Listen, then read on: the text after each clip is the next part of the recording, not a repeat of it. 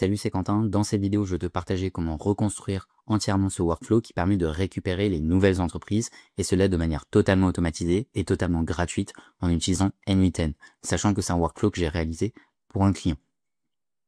Premier élément, on va tester le workflow en cliquant sur Test Workflow. Okay. On voit que le workflow commence par un schedule trigger qui fait une requête API au Bodak, sachant que c'est une API qui est gratuite. Okay. Ensuite, on va formater, transformer la donnée et on va la réinsérer directement dans Airtable. Comme tu le vois directement ici, on a les informations qui commencent à apparaître petit à petit, soit les 1200 items qu'on a pu récupérer qui viennent s'insérer directement dans Airtable. Ok, on voit toutes les informations qu'on a récupérées de manière gratuite et automatisée. Donc on se retrouve directement sur N8N pour créer le workflow de A à Z. Premier élément, on a besoin d'un trigger. Pour cela, on va choisir un schedule trigger. Comme ça, on va pouvoir lancer le workflow tous les X temps, typiquement tous les jours, tous les mois. Okay. Donc une fois qu'on a fait le trigger, on va faire une requête HTTP au Bodak. Donc la requête HTTP au Bodak est gratuite. Il faut savoir que leur API est effectivement gratuite. Donc je vous incite tout simplement à vous créer un compte et après à récupérer leur API. Dans ce nœud HTTP, on a besoin de deux éléments. Premièrement, l'URL qu'on va requêter, okay, et deuxièmement, notre API key. Donc l'URL que je vais requêter, ça va être cette URL spécifiquement. Okay. Donc cette URL va me permettre de récupérer les nouvelles entreprises sur Bordeaux, okay, avec une limite de 7000 entreprises et qui sont triées selon leur date de parution. Okay. Ensuite, ce qu'on va faire, c'est qu'on va envoyer un header. Okay. Ce header, on va l'appeler authorization. Okay. Et ensuite, on va mettre notre API key, okay, que je vais flouter dans cette vidéo, évidemment. Okay. Une fois que ça c'est fait, on va tout simplement créer un autre nœud Airtable. Okay. Ce nœud Airtable va nous permettre de récupérer les informations existantes dans ta base de données. Comme ça, on va pouvoir vérifier si les colonnes existent déjà. Donc, si les entreprises existent déjà, forcément, on n'a pas envie de les réinsérer dans le Airtable. Donc, on va faire un search record. Okay. Premier élément, je vais connecter mon Airtable. Donc, si vous n'avez jamais connecté Airtable, vous pouvez tout simplement aller sur votre compte, récupérer effectivement le jeton. Vous devez forcément vérifier l'email de votre compte pour pouvoir récupérer ce jeton et pouvoir le connecter directement sur N8N. Ensuite, on va aller chercher effectivement la base de données spécifiquement avec toutes les différentes colonnes, puisque forcément, vous allez devoir manuellement rajouter chacune des colonnes, c'est-à-dire dénomination, activité, adresse du siège social, date de commencement, ville, etc. Ou du moins toutes les informations que vous avez envie de récupérer, sachant que la template du Airtable et du workflow sont disponibles dans la communauté directement dans la description.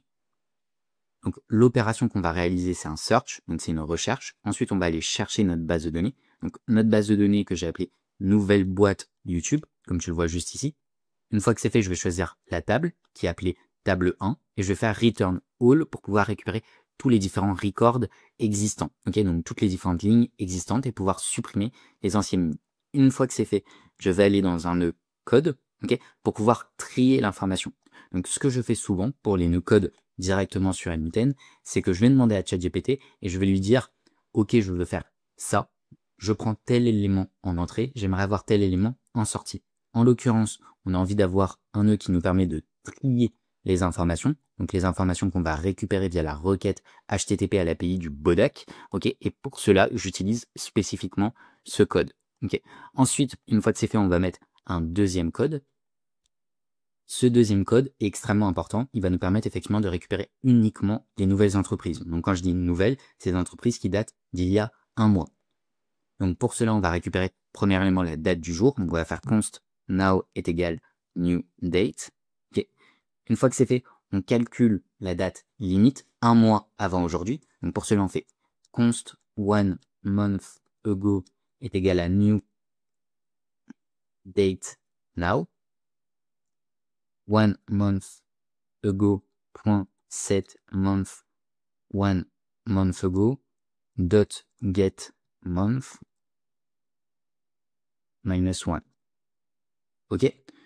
Donc, je ne vous demande pas d'apprendre JavaScript. Vous pouvez directement demander à ChatGPT de faire exactement la même chose et il le fera en l'espace de 3 secondes. Ensuite, ce qu'on va faire, c'est qu'on va filtrer les items. Ok, donc on va garder uniquement ceux dont la date de parution est supérieure à one month ago. Ok, on va faire const filtered item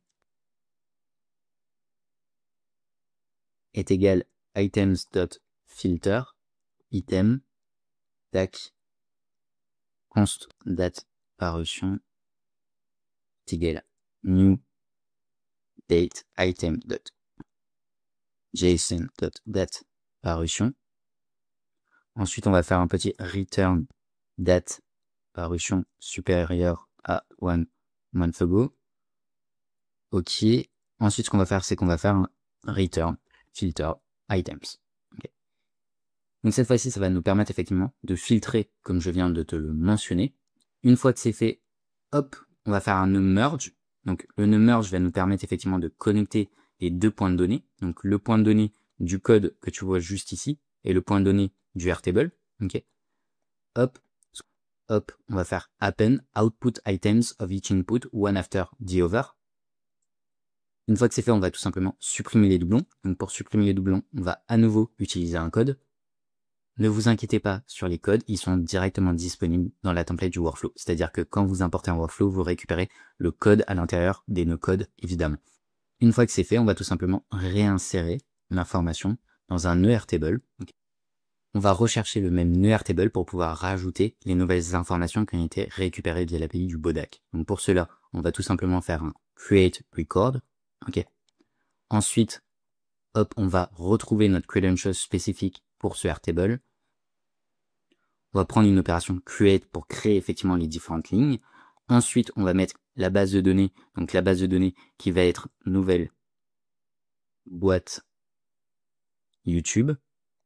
Je choisis la table 1. Et une fois que c'est fait, vous voyez que vous récupérez les différentes colonnes que vous avez mis sur Airtable. Donc pour pouvoir mapper l'information, ce qu'on peut très bien faire, c'est tout simplement couper le nœud, OK.